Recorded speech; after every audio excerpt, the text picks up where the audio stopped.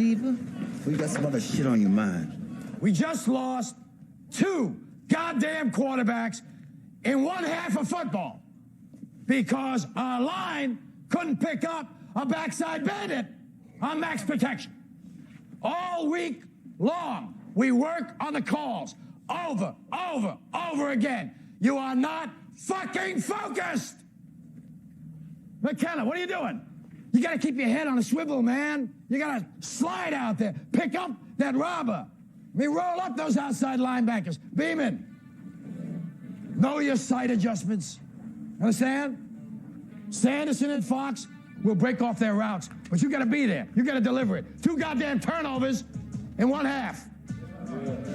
Okay. Defense. This is what we got to do here. I don't know. You got to do something. You got to do something out there. You got to make it happen. I don't know what you're doing. You got to stop flying around the fucking ball. Do something. Tackle somebody. Don't let these guys chew up the goddamn clock on us. Look, when we put 8 in the box, you got to jam those receivers. I don't care. You make mistakes, make them big. I don't give a fuck. I'm not going to eat your lunch for that. All right. Here we got PJ, Mac, Beastman, Horny, Shark. 1-2 yards less each time. They're going to be looking at 2nd and 8 instead of 2nd and 6. We're only down by 3. We can win this month.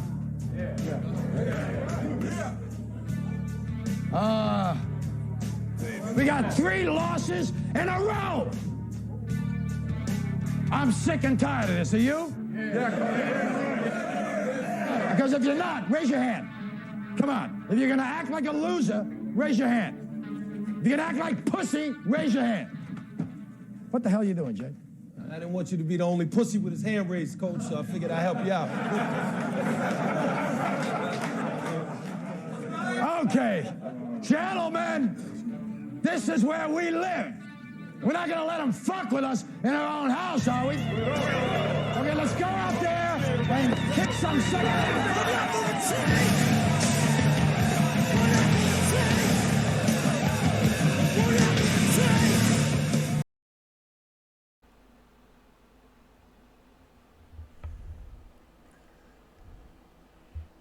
This might have been a confusing rant of words and symbology just jumbled up together like an Oliver Stone movie, but that's kind of how language is. It's not organic. It's composite in nature, building and layering on top of each other, and it's based off the overall logic of the civilization at the time, the ruling elite. And language is the fundamental building block that allows one to bridge the gap between religion and reality. But it can't be this fortress of rigidity where by our own logic we are defeated. We can't let the wolf come in and steal our language, our princess. Our language needs to be, yes, an extension of our people, but it can't be everything, or else the wolf, he'll fool you. It's a gotcha moment, a rhetoric device or trick, and based on your stubbornness to language as cultural generator, you're done. I won't let some rhetorical device or logic justify my people's replacement. Essentially, what democracy does. Human dignity defines my existence. Democracy maps language or culture as a market or territory that can be exploited and monopolized. Democracy is always at the frontier of organic nations or culture and the colonizers. So saying fuck Athena and Athenian-style democracy might ruffle feathers in this kind of trad crowd of Western civilization. But our people are so much more than that. Our history as people is as much tied to Sparta as it is to Athens. We have to be able to call audibles and slide around. We literally have to be flying around the fucking ball.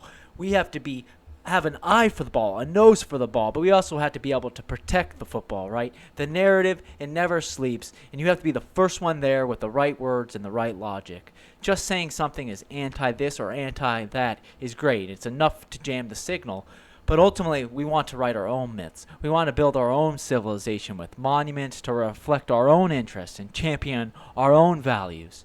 But it's got to make sense, right? And it's got to be coherent and comprehensive. It's got to make sense, because even unconsciously, our people understand symbols and cultural landmarks, right? And it makes sense that in a time of confusion and disunity of our people that we've rallied around who we have, like Donald Trump. It makes sense. New York is our Babylon. It's fallen and was understood, right or wrong, as this symbol of. But you also have those who aren't our people. They are foreign, wolf in sheep clothing. They are everything they claim to despise. People who live in this hyper-reality, this hyper-capitalism. They think they can influence our country and people just based off this internet speak and movie talk while they live thousands of miles away. Have you ever seen a Hasidic haggling a city building inspector in front of a condemned housing tenement as shirtless crackheads circle around on their bicycles? Because I have, and that's my country, unfortunately. It's not this hyperreality or a meme. I'm more likely to associate these people with cartoons on my cereal, not the voice of our Babylon, this streets of New York, the people.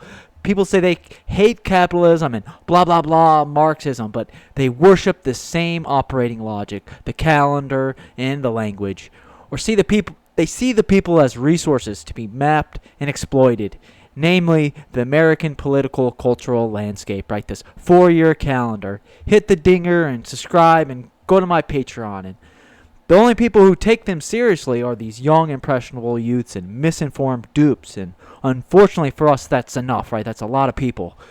But the people, the language, it's got to make sense. If we don't even understand the symbols yet, how can we write an epic myth or make coherent art? We can get there, but it's going to take time. Homer wasn't a 20-year-old internet junkie. He was an old man with a cane. William Shakespeare disappeared off the map for years after toiling as a glover, basically a craftsman.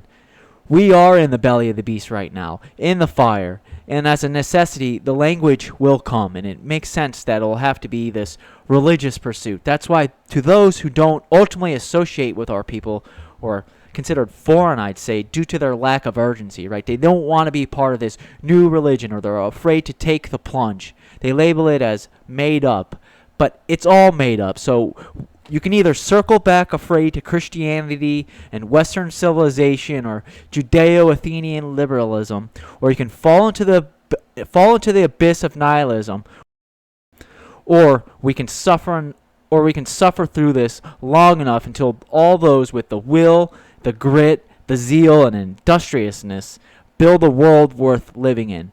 Europe might not be there yet, but America is. And this is my house, these are my people, and they speak my language.